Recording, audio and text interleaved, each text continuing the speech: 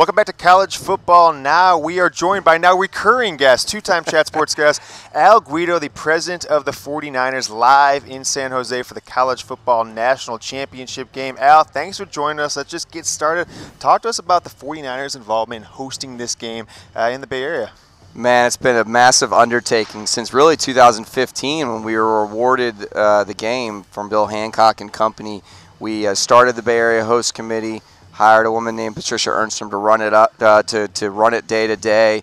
We've gotten over 1,000 volunteers here in the Bay Area, another 8,000 employees that are really focusing on making sure all the operational elements go well.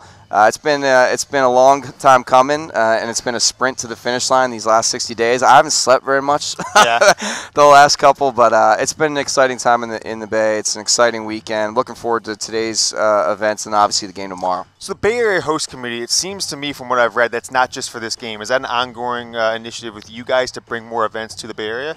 It is. Obviously, the Bay Area and California in general is super unique. I mean, in the sense that there's no public subsidies, there's no public money that goes into these events. You know, last year in Atlanta, the city of Atlanta put in $10 million, and Arthur Blank put in the remainder.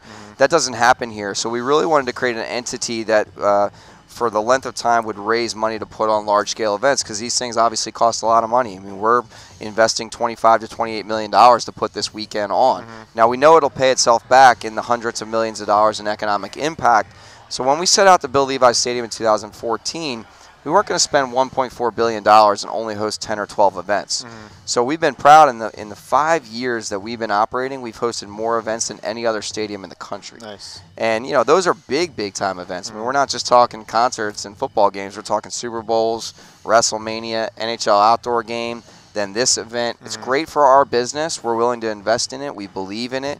Obviously, we're excited about the 30 million or so people that are going to tune in on Monday night. It's tremendous for our naming rights partner. So, you know, it's part of a broader vision to be a sports and entertainment company along with an NFL football team.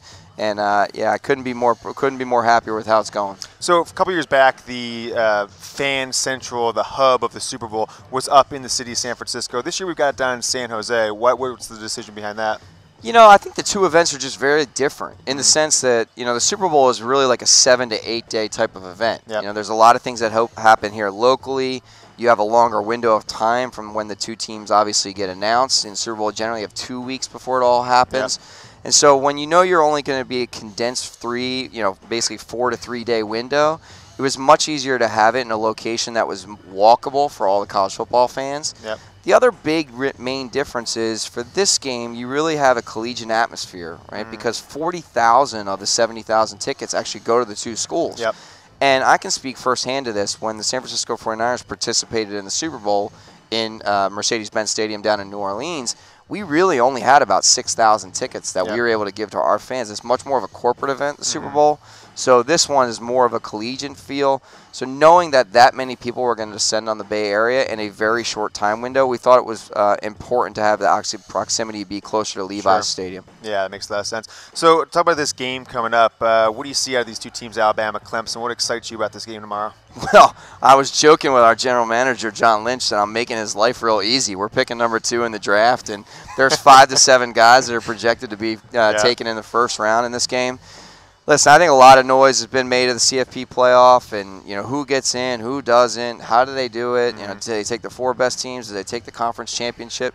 The one thing that you can't argue about the game on Monday night is these are the 2 best teams in college football that are playing. And that's what makes me excited. Obviously, look, I love a party like anybody else. I love really good concerts. But I'm a football fan at my core. I grew up playing the sport. Love it to death. Always been a college football fan. So knowing that the 2 best teams are playing, I'm really excited to see this game. I think it's going to be one hell of a game. Let's talk about the game itself. So, no, you're not immune to this. You hear the things. A lot of the conversation right now is that these are teams from the East Coast and the South, that the ticket prices have come down because of the travel. If you're Clemson, you're Alabama, you've got big-time rivalry game followed by conference champion, followed by a semifinal. Travel is certainly it's a big expense for people. So any fears about the ticket prices and the conversation going on there? None whatsoever. And listen, I think last year, in our business, in your business, we always like to compare something to last year or the last podcast or whatever, right? And so what I'd say is Last year was sort of a once-in-a-lifetime thing. You got the game in Atlanta, and you got the University of Georgia playing for the national championship. So to compare it to that, to me, is not necessarily apples to apples. If you go back to the time, the Alabama-Clemson first national title game in Glendale, Arizona, our average ticket price is actually $100 higher than what theirs was. And so there's a lot of attention being focused on what the quote-unquote cheapest ticket is versus Atlanta last year. If you look at more of a, in my mind, an apples-to-apples comparison, I think we obviously do really well, against that game. But you're right. I think the college football market has dramatically changed, and we know it because we host a Pac-12 championship game. And so when we bid and won the award to host the Pac-12 title game, there was no CFP playoff.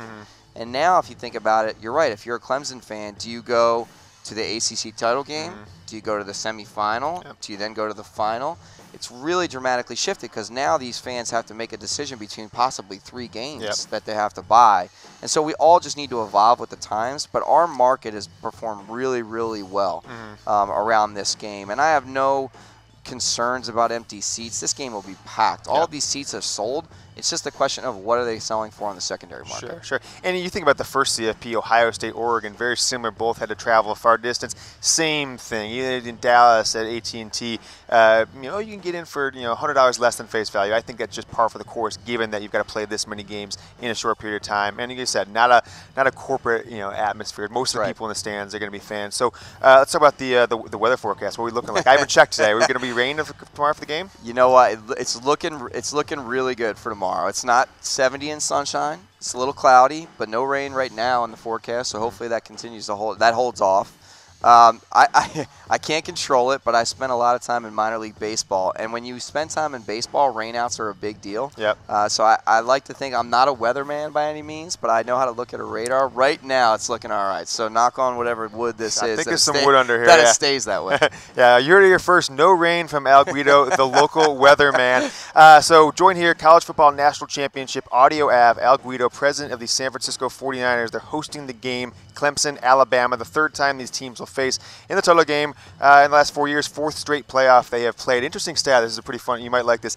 Last 4 years, 11 playoff games have been played all in. Clemson and Alabama have won 10 of the 11 playoff games. Can you believe that kind of level of dominance? But let's talk about your team a little bit. San Francisco 49ers, 2019. What's the outlook? What are you guys working on from a team and an operational perspective? Well, this past year was tough. I mean, just between our well-documented on the injury front, we lost our starting running back literally a week before we were going to play our first regular season game. We lost our starting quarterback 3 games into the season. And so we fell below expectations, but we saw a lot of progress with a lot of our young players, a lot of our drafted guys. We still have a really young roster relative to the rest of the NFL. We've changed over our roster dramatically since Kyle Shanahan and John Lynch have been here. And so what I would love is I love our trajectory. I love where the young kids are at. They got a lot of snaps. They got a lot of time under their belt. Obviously, as we get our players back, especially our quarterback back on the field, we're super excited about the 2019 season. We pick, obviously, 2nd in the draft, so we'll be able to add really good talent.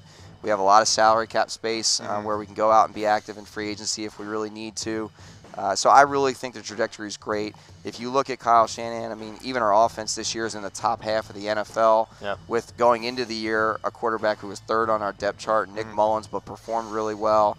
And so, George Kittle's emergence this year as an all-pro tight end, obviously breaking the record of most receiving yards by an NFL tight end this year. So all the pieces are coming together, but we do need to add. I mean, I think there's pass rush has been well documented that we're looking into obviously upgrading that position on our roster. But we feel good about, again, the trajectory of the franchise. Thanks a lot, Al. We have been joined by Al Guido, president of the San Francisco 49ers. Clemson, Alabama will be taking place in your building tomorrow night. Al, thanks so much for joining us today. Thanks for having me on, guys.